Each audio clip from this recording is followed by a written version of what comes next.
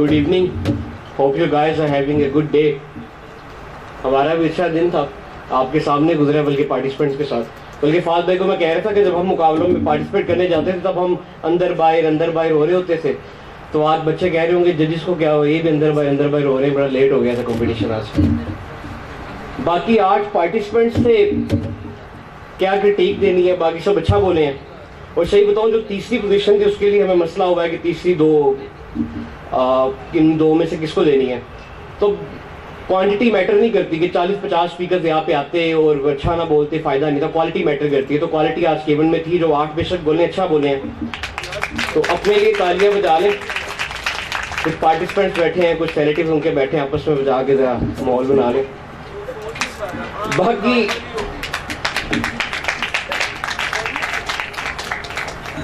बाकी जो हमजा ने बात की ना, सबसे बड़ा ये मुझे मसला फील हो गया था कि ये जो जगह है ना, आज तक हमारी टांगें कामती हैं। अब थोड़ी कंट्रोल कर ली क्योंकि अब टेंशन थी ना कि फर्स्ट सेकंड थर्ड आएंगे कि नहीं आएंगे, लेकिन कामती है तो वो नजर आ रही थी। तो उस वजह से मेरे ख्याल से आप लोग भी नर्वस हो रहे थे। तो उसकी भी टेक्निक है, वो मैं आपको बाद में मेरे पास आएंगे आपको बताऊंगा कि कैसे कामती टांग को आपने छुपाना है। और इसके अलावा यार 2 बच्चों का कंटेंट बड़ा अच्छा था, बड़ा बागी तबीयत कंटेंट था। एक मेरे ख्याल से जुनैद थे और एक शाहजेब थे। बड़ा बूटों की बात की हमने खुलेआम, यार बड़ी बात है। ऊपर से जेल में बैठ के जहाँ पे कंटोनमेंट साथ ही है, जबरदस्त। हक बोलना चाहिए, डेक्लेमेशन नहीं सिखाती है हमें। बाकी फाहद भाई रिजल्ट बताएंगे और हमजा बस फाहद भाई आ रहे हैं, वो आपको रिजल्ट बताएंगे। फाहद भाई असल में ना, फाहद भाई को बुखार हो गया, मेरे ख्याल से मच्छर यहाँ पे बड़ा डेंगी शेंगी ना हो गया, वो हम बाद में चेक करवाएंगे। बाकी फाहद भाई आके आपको रिजल्ट बताएंगे।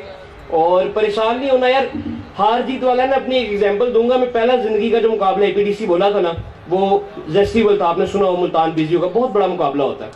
हारना तो छोटी बात होती है ना, मैं डिस्क्वालीफाई हो गया था।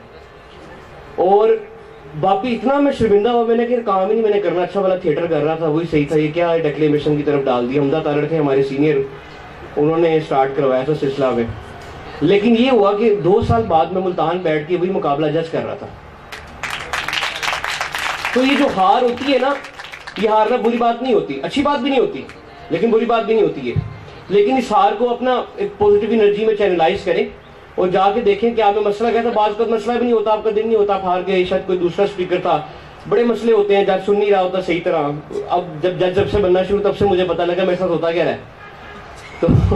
तो आप लोगों ने परेशान नहीं होना। हो सकता है आपका दिन ना हो, या गलतियां तो सबने की है, मेरे ख्याल से किसी के ऊपर लिखा नहीं हुआ कि उसने परफेक्ट स्पीच की है।